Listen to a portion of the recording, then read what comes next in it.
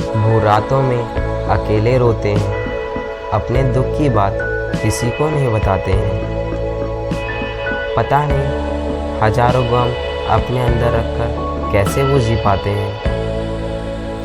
लोग कहते हैं पढ़ाई करने वालों की ज़िंदगी बहुत आसान होती है। हकीकत में पढ़ाई करना उतना आसान नहीं होता। पढ़ना, सोना और फिर पढ़ना, और फिर भी रात को नींद ना आना, फ्यूचर की, कैरियर की, माता पिता की, पढ़ाई की चिंता लगी रहना, उसके बारे में ही सोचते रहना, और फिर भी नींद आ भी जाए तो सपने आते रहना। उससे ब्रेन तो अपना वर्क कर ही रहा है ना, उसे कहाँ आराम मिल रहा है। शायद इसी तरीके से पूरी साल चली जाती है और अंत में इसी वजह से पेपर एग्ज़ाम टाइम पर एग्ज़ाइटी, डिप्रेशन होता है।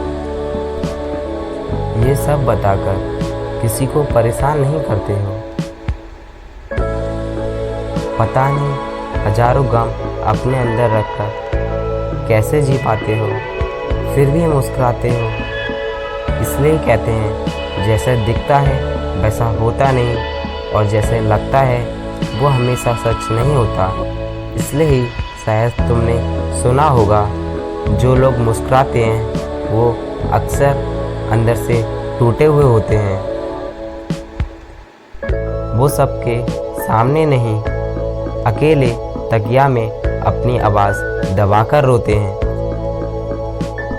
खुद को लाखों से कंपेयर करते हैं, अपनी खूबियाँ नहीं, खुद को अपनी खामियाँ रोज़ गिनवाते हैं। जेईई नीट के एग्ज़ाम के साथ साथ ज़िंदगी के एग्ज़ाम देना मुश्किल होता है ना, बहुत मुश्किल होता है।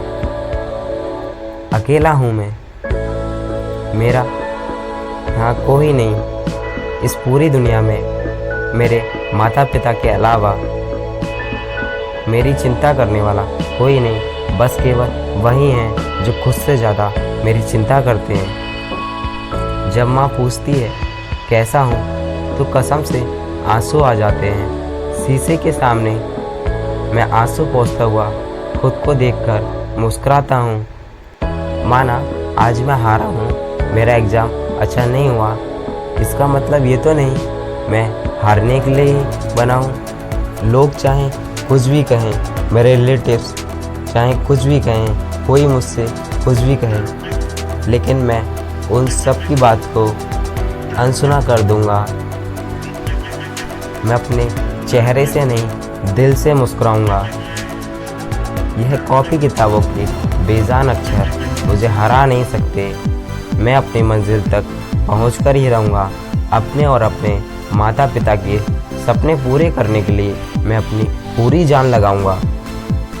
चाहे कितनी भी बाधाएं आएँ, मैं इन सब से हारने वाला नहीं हूँ। आज हारा हूँ तो रोऊँगा, तड़पूँगा, टूटूँगा, लेकिन फिर कल सुबह खड़ा होऊंगा, फिर खड़ा होऊंगा और फिर खड़ा होऊंगा। I will never give up because God is with me and God helps those people who help themselves, and my parents are always with me.